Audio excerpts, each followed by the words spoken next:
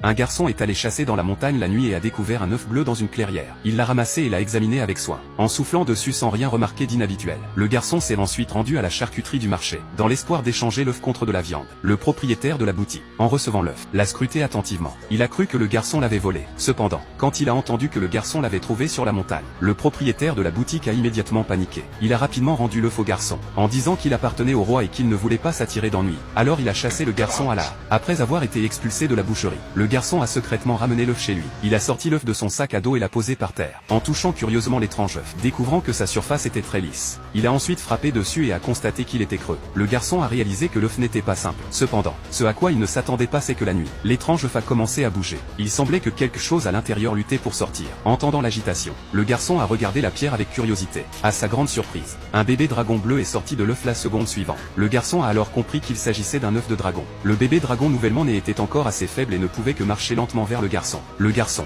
en voyant le bébé dragon, était ravi, ne sachant pas que cela lui apporterait un grand désastre. Le garçon curieux n'a pas pu s'empêcher de tendre la main pour toucher le bébé dragon nouvellement né. Cependant, au moment où il l'a touché, un éclair de lumière blanche est apparu. Quand il s'est réveillé à nouveau, il a trouvé le bébé dragon allongé dans ses bras, le regardant avec de grands yeux. Alors que le garçon le regardait avec confusion, il a soudain ressenti une douleur vive dans la paume. Quand il a ouvert la main, il a vu une marque mystérieuse dans sa paume. Avant qu'il ne puisse réfléchir davantage, le cri soudain de son oncle l'a interrompu.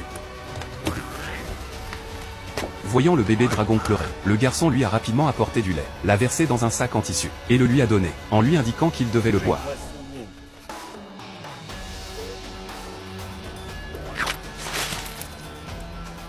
Le bébé dragon a reniflé le lait mais n'était pas intéressé, alors que le garçon était perplexe. Un bruit est soudain venu du côté, et le bébé dragon, attiré par le bruit, s'est précipité. Quand le garçon est allé voir, il a découvert que le bébé dragon avait mangé la moitié d'une souris. Il s'est avéré que c'était un animal carnivore. Après avoir été nourri, le garçon a emmené le bébé dragon dehors et a commencé à lui apprendre à voler. Bientôt, avec l'aide du garçon, le bébé dragon a réussi à s'envoler. Au début, le garçon était très content, mais quand il a vu le bébé dragon voler de plus en plus loin, il a commencé à se sentir abattu. Soudain, il a ressenti une vive douleur dans la paume, et la marque sur sa main s'est mise à briller dans les airs, alors qu'il regardait sa paume.